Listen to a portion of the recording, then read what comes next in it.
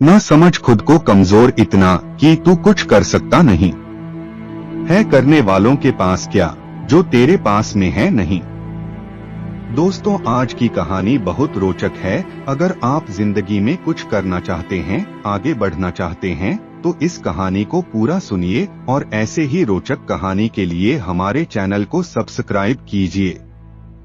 एक भिखारी था जो कि अक्सर ट्रेन में भीख मांगता था। एक दिन की बात है, वह रोज की तरह ही भीख मांग रहा था। तब उसे ट्रेन के अंदर एक सूट बूट वाले व्यक्ति को देखा, जिसे देखकर भिखारी को लगा कि ये व्यक्ति भीख में जरूर कुछ अच्छा देगा। उसके बाद वह उस व्यक्ति के पास चला गया और भीख मांगने लगा। भिखारी, सेठ कुछ दो ना। सेठ, तुम कौन हो? भिखारी, जी मैं एक भिखारी हूँ, मुझे कुछ दो ना। सेठ ने भिखारी से कहा, अगर मैं तुम्हें भीख दूंगा तो बदले में तुम मुझे क्या दोगे? भिखारी कुछ समझ नहीं आया और सेठ से कहने लगा कि सेठ, मैं तो भिखारी हूँ, मैं भला आपको क्या दे सकता हूँ? सेठ ने कहा, भाई मैं तो व्यापारी हूँ, मैं तब तक किसी को कुछ नहीं देता तब तक उसके बदले मुझे कुछ ना मिले। उसके बाद सेठ का स्टेशन आ गया और वह उतर गया, लेकिन उसकी कही बातों से भिखारी सोच में पड़ गया और सोचने लगा कि क्या इसीलिए उसे कम भीख मिलती है क्योंकि वह भीख के बदले लोगों को कुछ दे नहीं पाता। लेकिन मैं तो भिखारी हूँ, मैं आखिर किसी को क्या दे सकता हूँ? भिखारी यही बात सोच सोच कर बहुत परेशान था। तभी उसने देखा कि उसके पास काफी अंदर फूल लगे हुए हैं। उसे आइडिया कि क्यों ना भीख के बदले लोगों को फूल दिए जाएं। अगले दिन से भिखारी ने भीख के बदले लोगों को फूल देना शुरू कर दिया, जिससे खुश होकर भिखारी को भीख में काफी इजाफा होने लगा। एक दिन उसे फिर से वही सेठ ट्रेन में दिखाई दिया और वह उस सेठ के पास गया और सेठ से कहा कि सेठ, आज मेरे पास आपको देने के लिए कुछ है। तो उसने सेठ को कुछ सुंदर फूल दिए। सेठ वो बहुत पसंद आए, जिससे खुश होकर सेठ ने भिखारी को कुछ पैसे दिए और कहा कि अब तुम मेरी तरह व्यापारी बन गए हो। ऐसा कहकर सेठ अपने स्टेशन पर उतर गया। लेकिन सेठ की कही बातों को भिखारी समझ नहीं पा रहा था।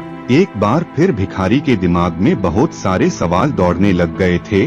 उसके बाद वह भिखारी स्टेशन पर कभी दिखाई नहीं दिया। काफी दिन बीत गए। तकरीबन 1 साल के बाद दो व्यक्ति सूट बूट में आमने सामने बैठे हुए थे। तब एक ने दूसरे से कहा कि साहब, आपने मुझे पहचाना?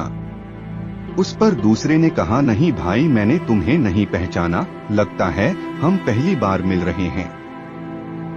इस पर पहले वाले ने कहा, नहीं साहब, हम तीसरी बार मिल रहे हैं। तब दूसरे ने कहा, क्या आप मुझे याद दिलाओगे कि हम पहले 2 बार काम मिले हैं? इस पर पहले ने कहा, साहब मैं वही भिखारी हूँ जिसे आपने भीख के बदले कुछ देने के लिए कहा था, वो हमारी पहली मुलाकात थी।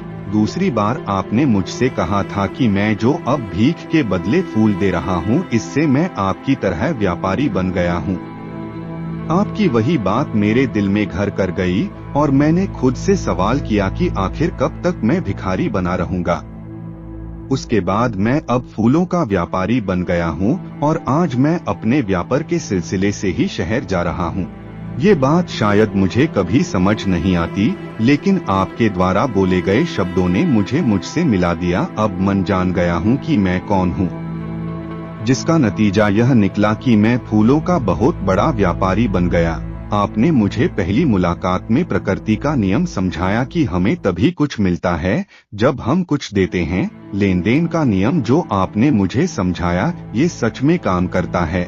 लेकिन उसके बाद भी मैं खुद को हमेशा भिखारी ही समझता रहता। अगर आपने मुझे दूसरी मुलाकात में मुझे यह एहसास नहीं करवाया होता कि मैं एक व्यापारी हूँ। भारतीय मुनीषियों ने इसीलिए स्वयं को जानने पर सबसे ज्यादा जोर दिया है और कहा है, अब बस समझ की बात है। इस भिखारी ने जब तक खुद को भिखारी समझा, वो भिखारी ही बना रहा, और जब उसने खुद को व्यापारी मान लिया, वह व्यापारी बन गया। इसे हम लॉ ऑफ अट्रैक्शन भी कहते हैं। ना समझ खुद को कमजोर इतना कि तू कुछ कर सकता नहीं है। करने वालों के पास क्या जो तेरे पास में है नहीं।